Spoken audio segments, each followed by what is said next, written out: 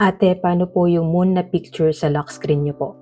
Okay, so ang tinatanong niya dito is yung, ayan, yung moon na yan sa lock screen. Okay, sige, ituro ko sa inyo kung paano ko yan nilagay.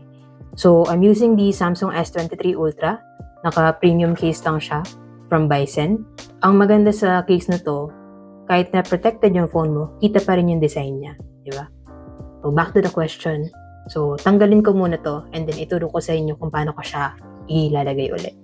Ayan, so wala na yung moon dito sa lock screen ko. So, ganito lang siya kadaling ilagay. Okay? So, if you have a Samsung Galaxy phone, same lang ang procedure niya. So, pag nasa lock screen kayo, hold nyo lang yung lock screen and then unlock nyo. Ayan, so pag na-unlock na siya, click kayo dito. Ayan. Then, pag click nyo dyan, punta kayo sa weather. Right? It's a weather option. Click nyo yan.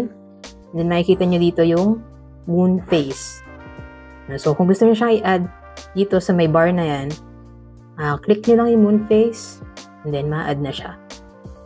Okay, pwede rin siyang i-move kung saan nyo siya gustong ilagay.